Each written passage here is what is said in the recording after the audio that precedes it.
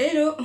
Bienvenue sur cette nouvelle face cam pour bien démarrer 2025. Je vous souhaite une bonne année au passage et on va espérer que tout se passe bien cette année. Si vous me suivez sur Instagram, vous avez vu que le 31 décembre au 1er janvier, j'avais posté un bilan de mon année 2024 avec mes objectifs 2025. Et en fait, début janvier est arrivé et des artistes que j'apprécie fortement ont sorti leurs vidéos bilan, leurs vidéos favoris de l'année et tout. Et c'est un peu comme les vlogs, vu que j'aime en consommer, je me suis dit que j'allais aussi en fait vous faire une vidéo bilan 2024 un peu plus poussée que la story que j'ai faite avec mes favoris de l'année, et en même temps je me suis dit une petite FAQ parce que la dernière date d'il y a 4 ou 5 ans je crois, un truc comme ça.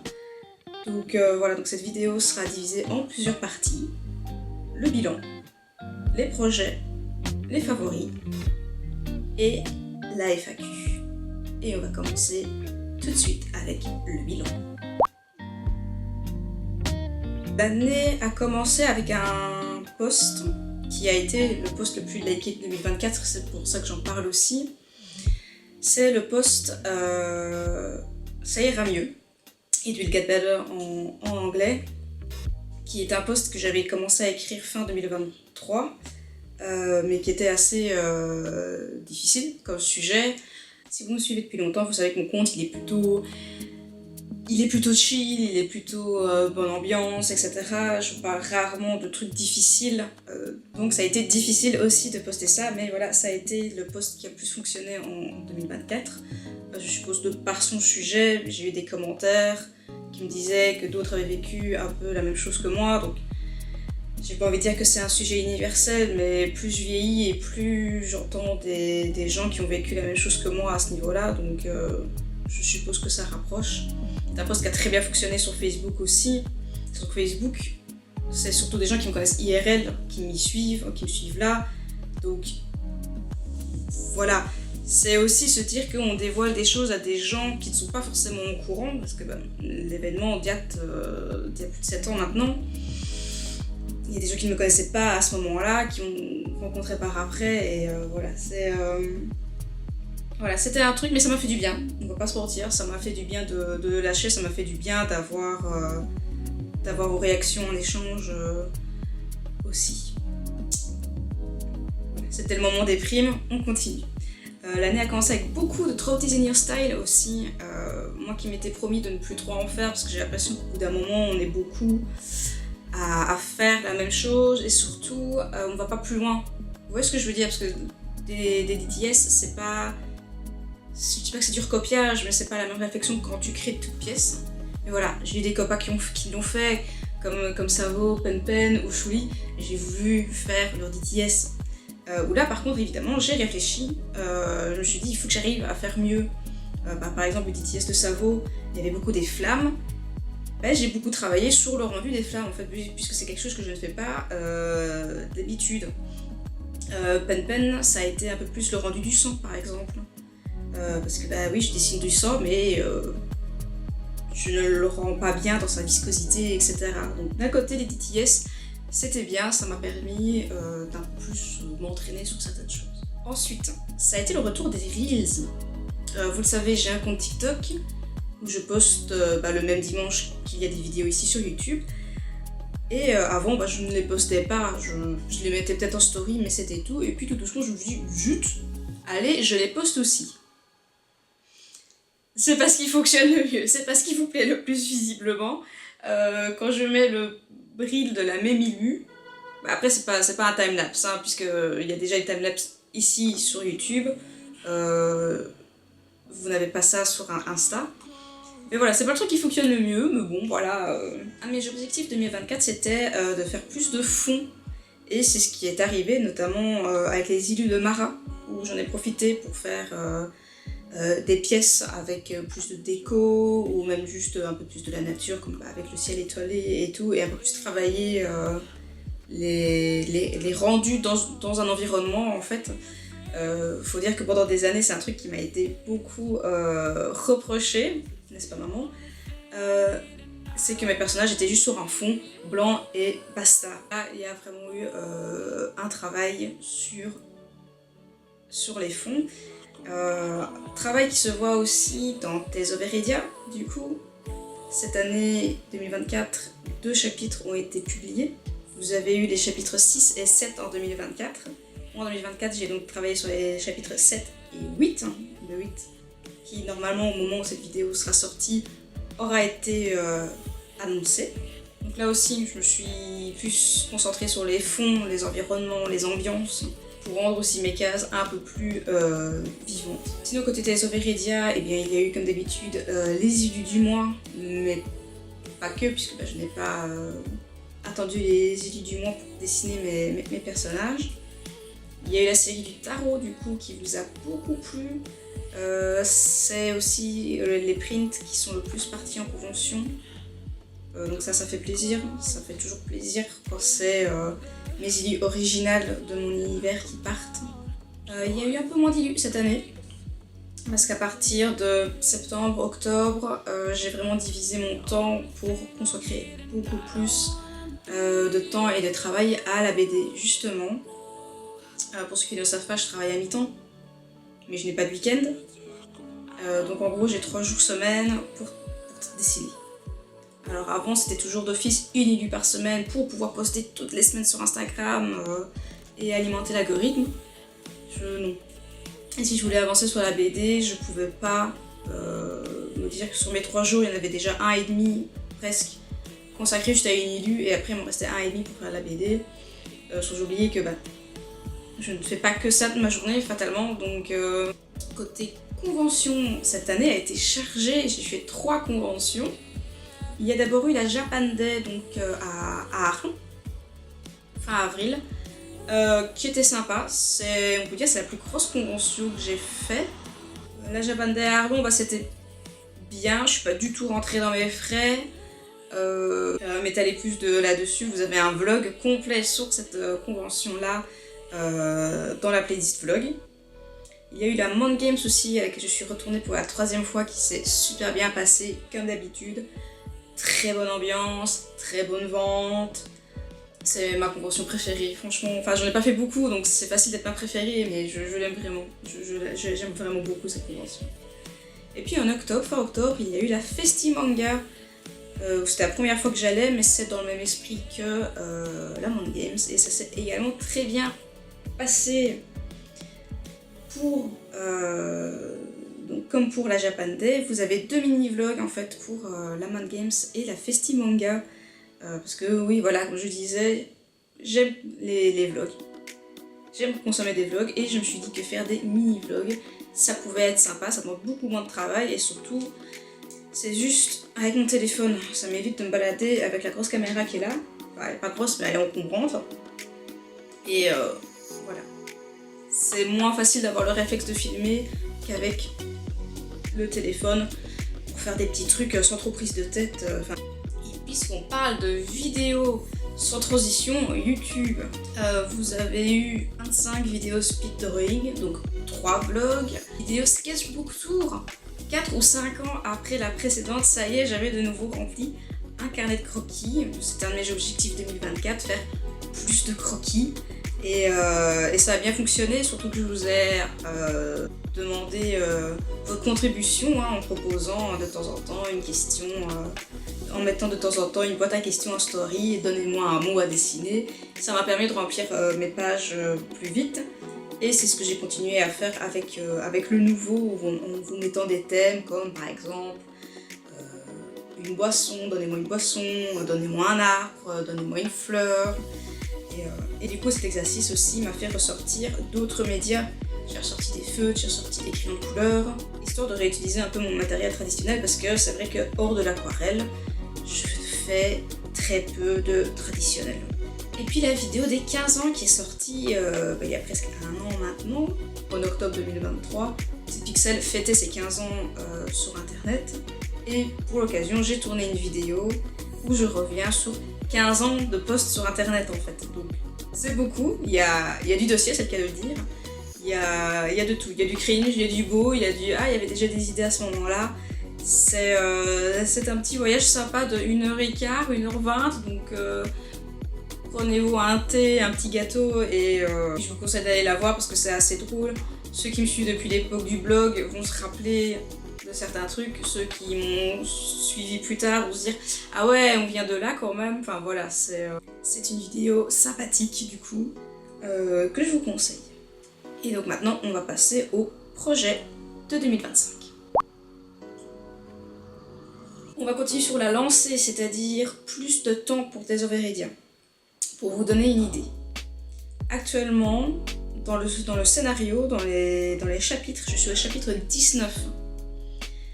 Si je sors un chapitre par an, dans plus de 10 ans, j'y suis encore. C'est pas le but. Donc, je suis contente, je suis montée à un rythme de 2 chapitres par an. J'aimerais encore augmenter cette cadence. Et c'est pour ça que je vais continuer sur le fait de faire moins d'illustrations. Mais en contrepartie, j'aimerais reprendre les anecdotes parce que ça fait 2 ans que je suis à mon poste actuel et il n'y a plus beaucoup d'anecdotes de bibliothécaires alors que franchement, il m'en arrive des trucs.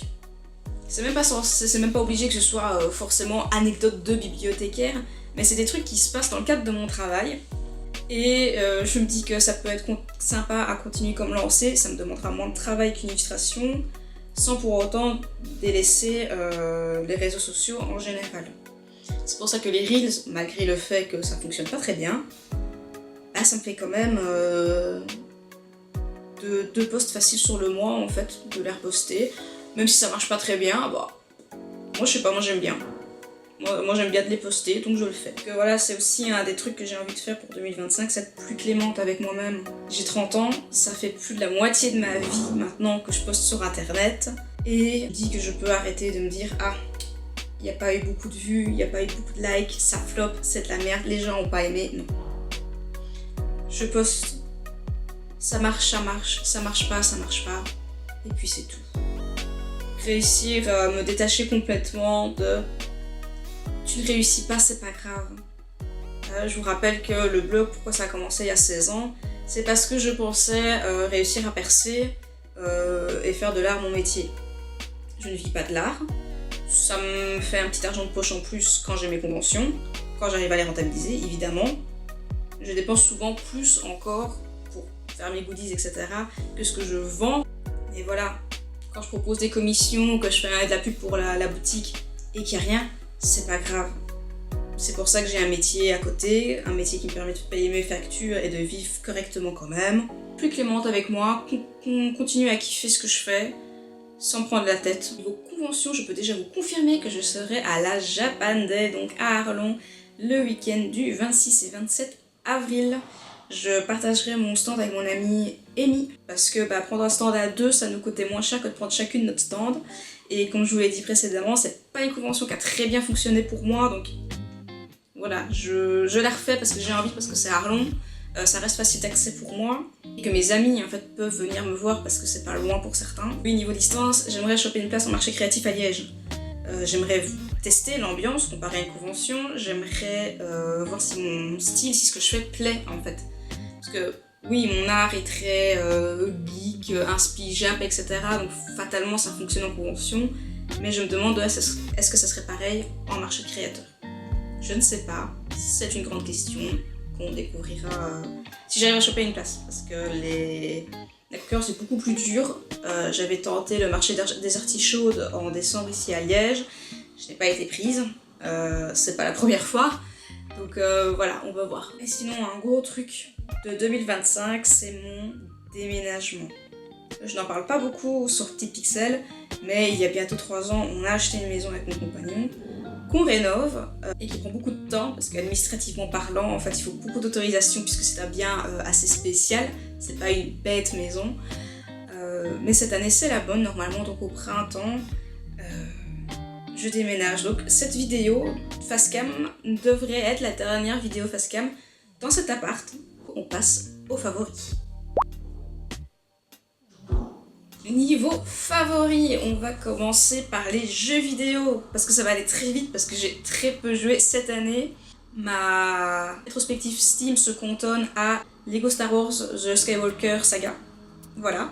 Et sur la Switch, c'est le jeu avec le plus de nombre d'heures, c'est Ring Fit. Voilà. Mais sinon, en deuxième position des heures les plus jouées sur ma Switch, on a évidemment Zelda Echoes of Wisdom, qui est mon GOTY, parce que quand t'as pas beaucoup joué à des jeux vidéo en 2024, c'est pas compliqué. C'est Zelda, vous me connaissez, c'est mon jeu vidéo favori, c'est ma licence de jeu vidéo favorite. Et j'ai vraiment trop aimé jouer Zelda, enfin. Ne me parlez pas de la CDI s'il vous plaît. Enfin jouer Zelda dans la DA de Link's Awakening que j'avais trouvé adorable, dans un monde quasi ouvert au final, hein. On peut se balader comme on veut, on peut passer plein d'endroits comme on veut, on n'est pas softlock par le jeu, on peut accéder absolument partout. C'est bon, alors l'interface avec les échos est dégueulasse. Je veux dire, le menu déroulant, comme dans c'était le même problème dans Breath of the Wild et Tears of the Kingdom, le menu déroulant il est beaucoup trop long en fait, il aurait fallu des raccourcis ou je ne sais pas quoi. Mais c'était super fun et du coup c'est mon GOTY. Vu que j'ai pas beaucoup joué à d'autres jeux, je vais quand même passer vite fait dessus. Bayonetta 3, qui a été mon premier jeu de 2024, j'ai détesté. Je l'ai enchaîné juste après Bayonetta 2. Et autant le 1 et le 2, je les adore. J'adore avec les gens qui sont les méchants, etc. Autant le 3 avec tout le truc de multivers, les différentes Bayonetta, leurs pouvoirs qui sont nuls en fait. Ouais, non, ça... Grosse déception. Heureusement que je l'avais acheté en occasion. Et je vais quand même en parler. Harmony de Fall of Reverie, que je n'avais pas fini au moment de fin 2024, que j'ai acheté sur Steam. C'est un jeu du même studio que Life is Strange. Donc c'est un visual novel à choix multiples. J'ai déjà refait 4 fois la fin du jeu pour avoir 4 fins différentes, et il y en a encore. Mais il faudrait surtout que je refasse le jeu depuis le début pour en voir encore plus d'embranchements différents. Si vous aimez les visual novels et que vous aimez les jeux à choix multiples, honnêtement, je vous le conseille, mais prenez-le en solde, vraiment prenez-le en solde, parce que rien que mon premier arc narratif, je l'ai fini en 4h30. C'est très peu, même si c'est un jeu que vous pouvez refaire en boucle, etc. C'est quand même assez peu, je trouve, même en refaisant plusieurs fois le dernier chapitre, tout le dernier chapitre, je suis arrivée à seulement 7 heures. Hein, bon. Ensuite, favori, lecture. Est-ce que c'est étonnant? Non. Si vous l'avez oublié, donc je suis bibliothécaire. Je lis beaucoup, pour moi, parfois pour le travail, je découvre des trucs pour le travail ou quoi. En plus, je fais partie aussi à présent d'un fanzine littéraire, hein, donc j'en profite, je fais de la pub. Voilà, je sors Babelio parce que ça va être difficile de me rappeler exactement des quatrièmes de couverture pour vous expliquer. D'ailleurs, si vous voulez suivre mes lectures, je vous invite à venir sur Babelio, donc j'y suis sous le pseudo Petite Pixel, une grande originalité comme d'habitude. Alors mes dernières lectures, bizarrement c'est beaucoup des lectures de fin d'année qui m'ont marqué. Donc j'ai par exemple Piranèse de Susanna Clarke.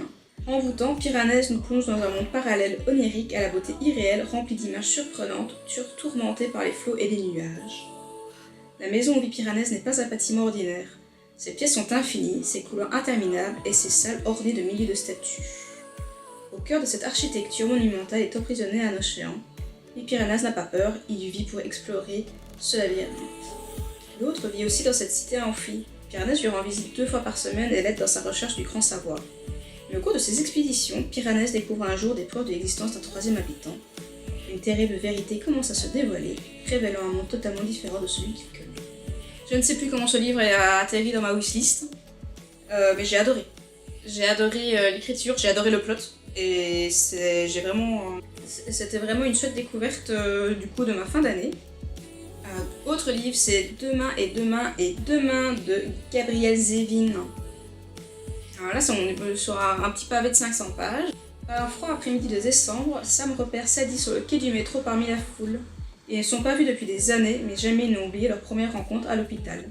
Sam se remettait d'un accident, Sadie venait voir sa sœur malade, et ces 2 enfants passionnés de jeux vidéo se sont mis à refaire le monde. À présent étudiants, c'est un univers virtuel que les 2 amis vont inventer et qui va les propulser au sommet. Leur première création, Ichigo, est un blockbuster. Du jour au lendemain, ils deviennent des stars. Ils n'ont pas encore 25 ans et ils sont brillants, riches et célèbres. Mais le succès n'empêchera pas le piège de l'ambition et de la jalousie de se refermer sur eux.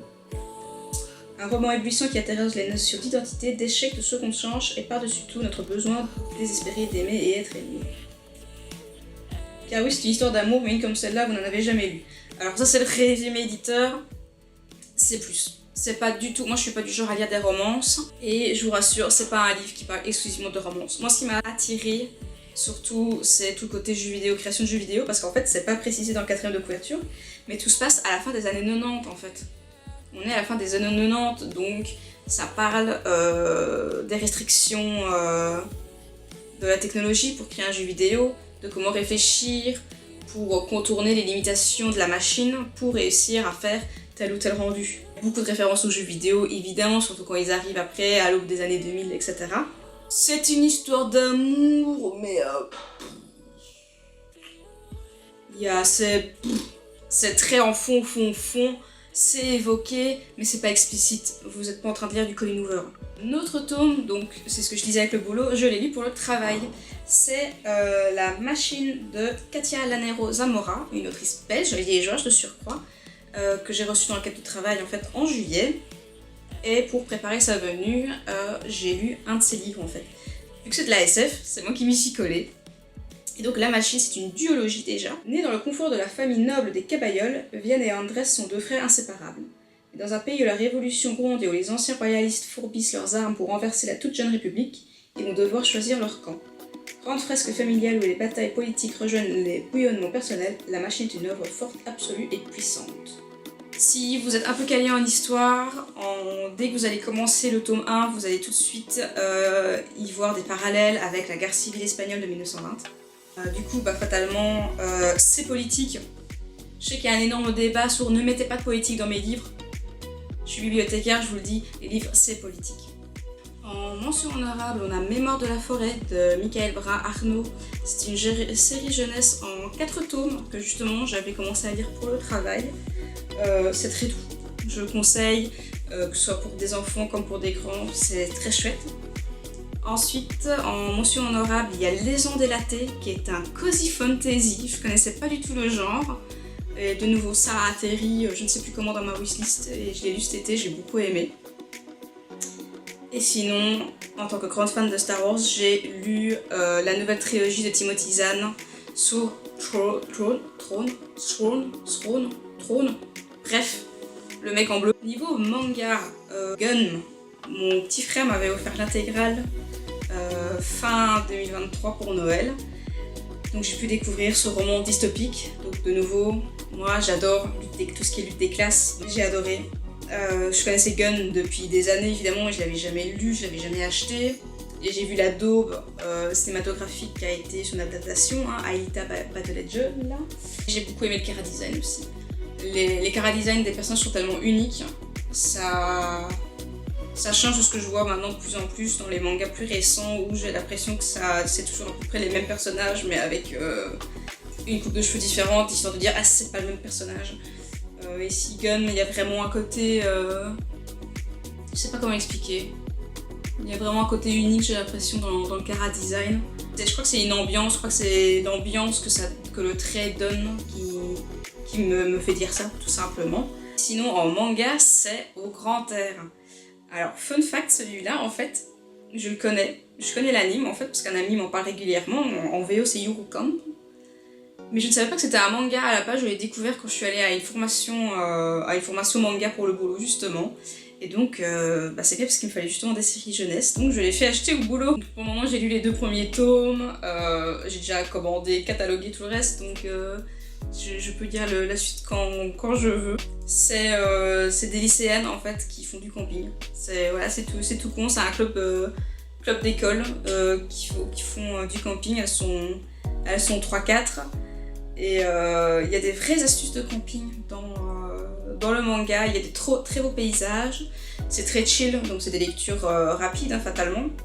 Et c'est très chouette, c'est très bonne ambiance, moi j'aime beaucoup.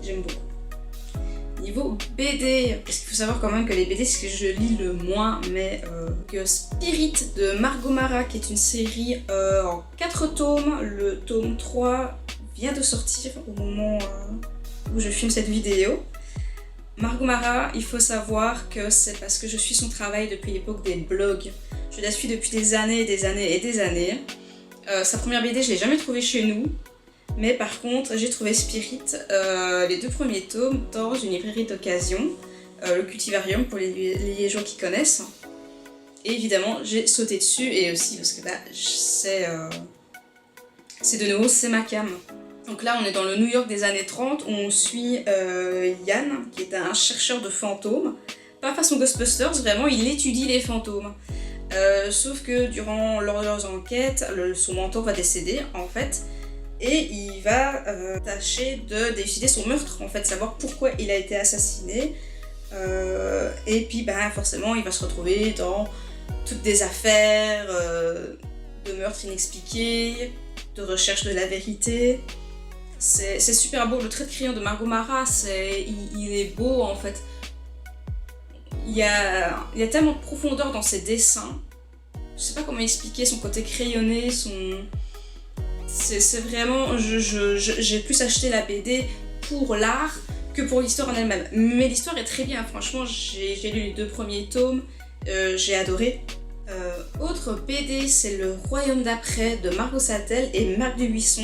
C'est une série en 3 tomes, je crois, mais le 2 n'est pas encore sorti. Alors, bon, Marc Dubuisson, j'ai Anna et l'autre monde, dessiné par Si, avec qui il travaille.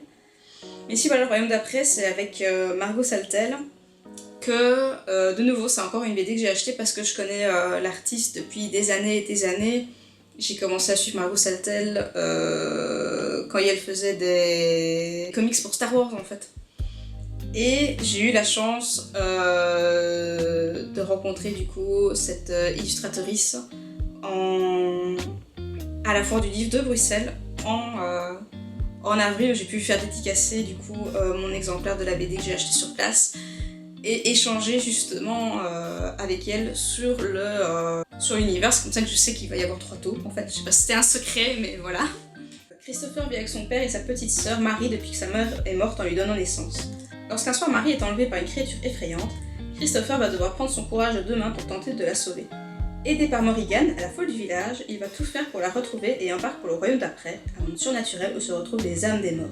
Voilà, de nouveau, ça aussi c'est ma cam. J'ai beaucoup aimé le design du royaume d'après justement, et avec toute sa flopée de personnages. Là à ce niveau-là, Margot Sattel a fait un travail de dingue je trouve au niveau du chara-design, de la création de toutes les... De tous les designs de personnages bizarroïdes qu'on peut trouver dans le royaume des morts, quoi. Puis par un one-shot, parce que c'est ce que je lis en fait en général le plus souvent, Il y a longtemps que je t'aime de Marie Spénal. Marie Spénal dont je suis le travail aussi depuis très longtemps, où j'ai profité de la foire du livre de Bruxelles pour la rencontrer du coup, et acheter la BD et la faire dédicacer. Spénal, ce que j'aime bien, c'est qu'elle fait des one-shots pour adultes, et en même temps, elle a sa petite série, elle a fait pendant un moment toutes les aventures de Wonder Polly, qui était vraiment plus une série, complètement une série jeunesse en fait. Et il y a longtemps que je t'aime, j'ai beaucoup aimé. Partie en croisière avec Anna, son mari de longue date, Annie se réveille sur une île déserte après un violent naufrage. Malgré ses peurs, elle survit comme elle peut, seule dans la nature.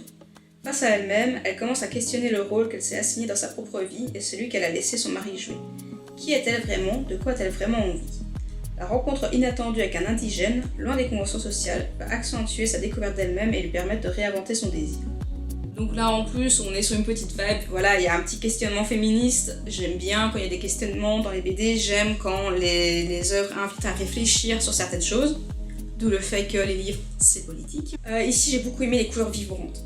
Je sais que Marie Spénal a fait toute une vidéo sur comment elle a travaillé sur la BD et comment il a fallu faire attention au moment de l'impression, parce qu'il y a beaucoup de fluo en fait, les couleurs sont très fluorescentes, très flash, et donc il a fallu travailler ça d'une certaine manière aussi pour que ça passe bien à l'impression. C'est un très très beau livre. Niveau film, alors moi j'adore aller au cinéma, je vais beaucoup au cinéma, donc fatalement j'ai vu pas mal de films, j'ai rattrapé mon retard aussi dans pas mal d'autres de films déjà sortis depuis un moment. Le film de l'année ça a été La Zone d'intérêt, où on suit une famille allemande pendant la Seconde Guerre mondiale. J'ai une passion pour tout ce qui concerne la Seconde Guerre mondiale. Et ce film est incroyable dans le sens où on se dit bah oui, on suit une famille allemande pendant la Seconde Guerre mondiale, comment est-ce qu'ils vivent, la guerre, les répercussions, etc. Et en fait, je crois que c'est dès la bande-annonce, donc je crois pas que ce soit un spoil. On découvre que monsieur, en fait, il travaille en concentration, en fait. Voilà. et on le voit sortir de la maison et aller juste à côté, dans le coin de concentration. Et c'est là que le film est percutant, je trouve. C'est comment on fait cohabiter une famille insouciante qui... On est bien, nous, hein, on est bien, on est aisés et tout. Alors qu'en fond, il y a le camp de concentration, en fait. Au niveau... C'est vraiment un film, il faut vraiment le regarder, j'insiste là-dessus. Parce qu'au niveau des plans, on va voir les enfants jouer dans le jardin. Ah, ils ont des grandes murailles, ils ont une belle serre. Et vraiment dans la partie supérieure de l'écran, on va juste voir légèrement passer la vapeur d'un wagon, d'une locomotive qui passe derrière. On ne l'entend pas, juste on voit la fumée qui passe. Et donc pendant que tu vois les enfants jouer, en fait, tu sais qu'en fait il y a un train qui est en train d'arriver au camp de concentration et on sait ce qui arrive quand le train arrive. Et c'est tout des micro-détails dans tout le film. Je le conseille. C'est génial. Ensuite, j'ai vu Emilia Pérez. Je vais pas vous donner mon avis dessus. C'était bien, il y a quelques scènes qui m'ont fait tiquer. C'était un melting pot de plusieurs trucs. J'ai vu plein d'autres films, mais il y en a pas qui m'ont tant marqué que ça. Niveau série, je parlais justement de séries avec la lutte des classes, de renverser l'ordre établi, etc. Arcane est politique. J'ai vu la saison 1 et 2, en fait, je n'avais pas vu la saison 1 quand elle est sortie, parce que moi, League of Legends, bah oui, j'y ai joué, je suis partie pour les mêmes raisons que beaucoup de gens, je pense. Mais voilà, on savait pas quoi regarder avec Loïc, et il m'a dit « Ah bah il y a la saison 2 qui est sortie », mais j'ai pas vu la saison 1. Bah let's go. Donc on s'est enfilé la saison 1 et 2 à la suite, et maman, qu'est-ce que c'est beau. C'est tellement beau. J'aimerais tellement que les studios reprennent le temps de travailler sur des animations de qualité, avec des textures de qualité, avec des mimiques. Quand je vois les micro-détails d'animation dans le visage des personnages d'Arcane, c'est magnifique. Et la bande-son, la bande-son sert tellement bien l'action, c'est génial. J'ai Dark. C'est une série Netflix, une série allemande de 3 saisons qui parle de voyage dans le temps. J'adore tout ce qui voyage dans le temps. J'ai vu beaucoup de gens dire « Ouais, c'est trop compliqué à comprendre, il me faut un arbre généalogique, etc. » Je sais pas, j'ai pas trop... Est-ce que c'est parce que j'ai l'habitude de regarder des films, des séries qui traitent de voyage dans le temps ou quoi, mais j'ai pas trouvé la série si difficile que ça à suivre. J'ai eu un peu plus de mal avec la 3e saison, mais sinon, j'ai trouvé l'ensemble assez facile à suivre. J'ai vraiment adoré. La question, ce n'est pas où, mais quand. C'est bon, moi j'étais embarquée. La série est courte, hein, c'est 10 épisodes à chaque fois par saison. En mention honorable, et il y en a qui vont rigoler, Kaamelott. J'ai enfin regardé tout Kaamelott. Je l'avais pas vu quand j'étais ado parce que les gens me saoulaient. Dès que tu disais « Ah oui, c'est pas faux. Ah, qu'est-ce que t'as pas compris ?» Oh, mais ta gueule! Donc là, voilà, je me suis motivée, je me suis enfin fait tout Kaamelott. J'ai beaucoup aimé, surtout les 2 dernières saisons. Bon, je pense que je peux spoiler, c'est bon. La saison d'Arthur avec sa dépression, qui finit par son suicide. Voilà, sa tentative de suicide. Et la saison 6 avec sa jeunesse à Rome, que j'ai trouvé très intéressante également. Du coup, j'ai enchaîné sur le film avec Loïc, parce que Loïc est fan de Kaamelott, en fait, il aime bien Kaamelott. J'ai regardé le film, j'ai bien aimé, même si au niveau des costumes, j'ai pas du tout aimé en fait les costumes. Genre, je trouvais que ça faisait cheap. Ou ok, ils avaient du budget, mais je sais pas, il y avait juste moyen de level up ce qu'il y avait déjà dans la série, qui était correct, moi je trouve, en fait, au niveau des costumes. Je vais même pas parler du costume de Lancelot, là, j'ai cru qu'on était dans Dune, enfin... voilà, c'est dommage de ce côté-là, mais voilà. La partie 1 du film 2 a été annoncée là pour octobre, fin d'année. Vu que Loïc est très difficile à traîner au cinéma, bah ça je sais qu'on ira le voir ensemble. Et c'est très cool. On va passer à la FAQ. Alors la FAQ, elle va être courte parce que dans les questions que j'ai eues, il y en a qui sont apparues dans la FAQ d'il y a 4 ans en fait. Donc je vais pas inutilement rallonger la vidéo, je vais me contenter de répondre aux questions qui n'ont pas de réponse. Songes-tu à sortir Tales of Heredia en version papier? Et si oui, quand le feras-tu? Oui, une version papier de Tales of Heredia est prévue. Je ne sais juste pas vous dire quand. Raison que... bah, j'ai pas fini l'histoire en fait. Comme je le disais plus tôt, là j'ai écrit jusqu'au chapitre 19, j'en ai encore d'autres à écrire, même si tout doucement j'arrive vers la fin de l'histoire. Oui, il y aura une belle édition qui sortira, hardcover, avec des bonus. Pas de retravail par contre, je ne retravaillerai pas les premières planches, parce que si je recommence à retravailler le prologue, le chapitre 1, le chapitre 2, ça va être une boucle infernale en fait. Je préfère laisser dans son jus, moche, et qu'on voit vraiment comment travailler sur la BD m'a fait évoluer dans mon style graphique.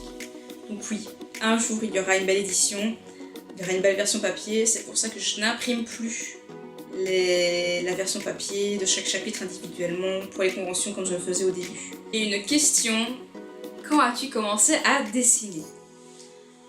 Alors, ça va être très bateau comme réponse, mais je m'en souviens pas. J'ai aussi loin que je me souvienne, j'ai toujours dessiné, j'ai toujours aimé dessiner. Petite, je recopiais les planches de BD des BD de mon père.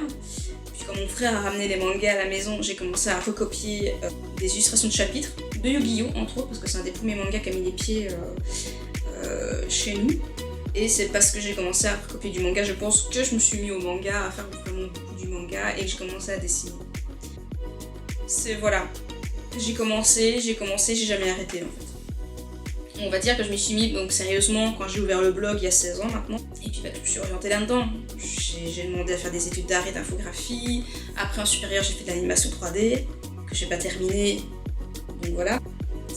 Bref, nous arrivons à la fin de cette vidéo. J'espère qu'elle ne sera pas trop longue. J'espère que ça vous a plu. Moi je vais continuer à kiffer ma life. Je vais continuer à faire ce qui me plaît, à travailler sans me prendre la tête, à faire ce qui me plaît et en espérant toujours avoir votre soutien, évidemment. Voilà, si la vidéo vous a plu, je vous invite à vous abonner, à liker, à laisser un petit commentaire pour dire qu'elle vous a plu, à me suivre sur mes autres réseaux sociaux. Pour ce, je vous souhaite un bon dimanche si vous regardez la vidéo le jour de sa sortie et je vous dis à très bientôt. Ciao.